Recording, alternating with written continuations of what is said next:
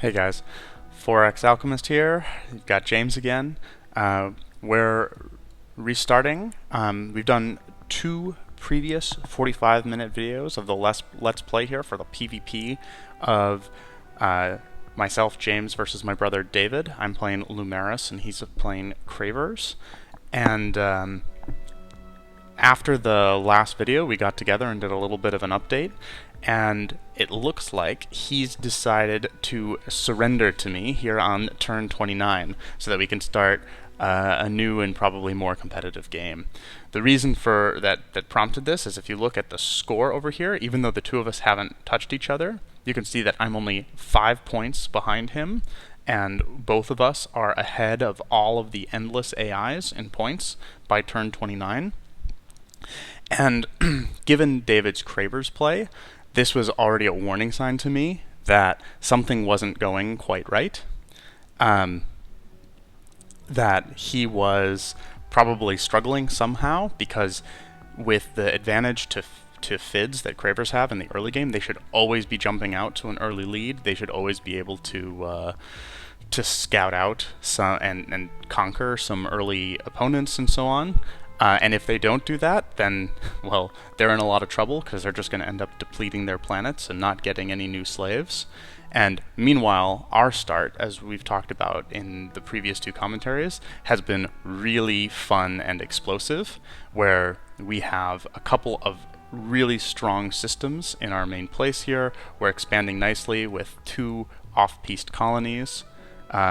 And we're currently sitting at 4 colonies plus 3 outposts on turn 29, with our trade companies already, already in progress for being built, and a trade route with our Lumeris pals over here, if that should ever come to pass.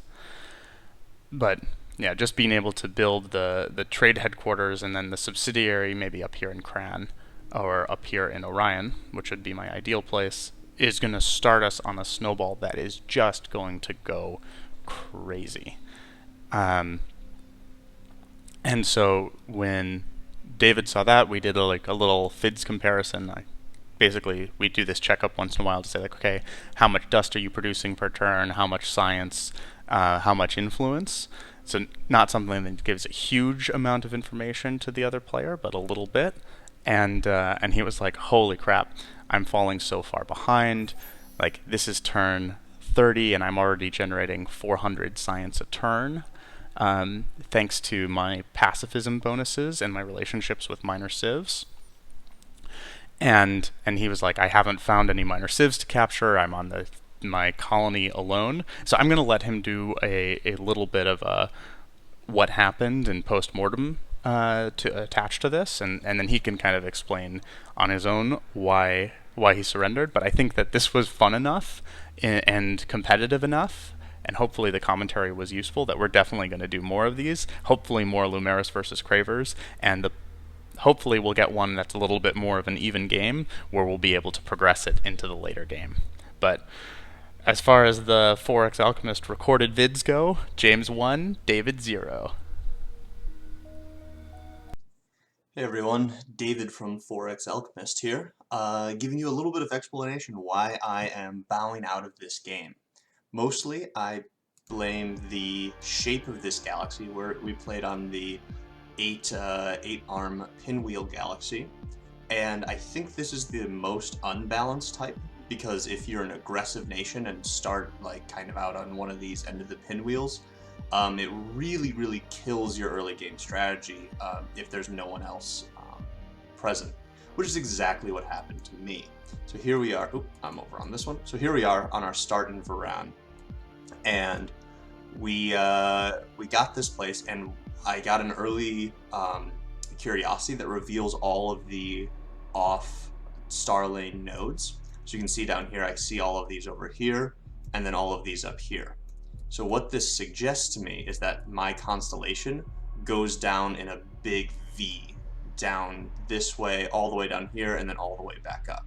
So what I did is I focused all of my scouting, as you can it's kind of hard to see, but I focused all of my scouting by throwing probes out in this direction to try and find where this other arm is. And I think these are actually the inside of the V, and the system kind of comes down like this instead of being kind of in here. So it's super, super far away. After I surrendered, my brother and I had a pretty long conversation about scouting and that stuff. So I just sent out a bunch of probes this way and actually found another constellation over here, because I'll get to this in a second. So I was focusing all of my searching over here because I had already seen these kind of the outline of the constellation, and I figured if there was kind of someone in here, it would be a nice jump from cross to jump over here and start that aggression, and kind of unfortunately ignored this spot over here, which turned out to be much better option to find people. But yeah, so the reason I'm bowing out is that these were my starting 5 places. I had no neutral civs near me, and so by turn 30 almost, I have done almost no military thing. I built my standard military and sent it all the way down, This was my next colony because I was just sending pupa and colony ships down all the way. And then I finally hit my first major civ down here last turn. And this is I think it's a 13 turn travel to get from here to the first possible place where I can engage a battle, and that's just too far away. And that's the problem with this pinwheel style galaxy, is that if you get stuck up on here kind of by yourself, it's great for passive civilizations, but it absolutely kills aggressive ones. So we're instituting a new rule that pinwheel galaxies are not allowed, or at least these 8-arm ones are not allowed. I mean, 'cause everything else, there are advantages and disadvantages for all the other types, but this one is really the only game-breaking format, and it just kind of sucks if you get stuck in that, like me. So if I started like somewhere down here, kind of towards the middle, that'd be fine.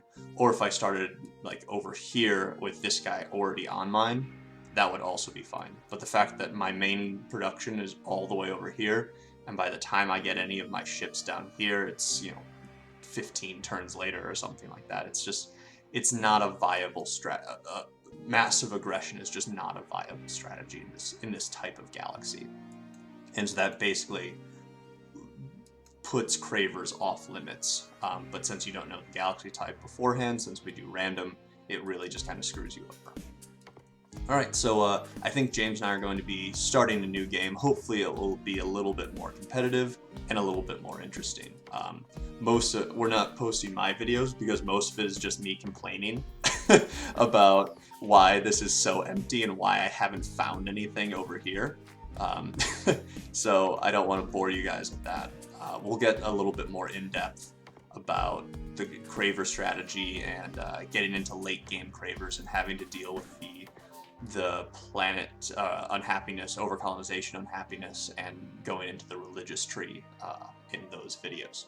So I hope you guys will join us next time, and take it easy.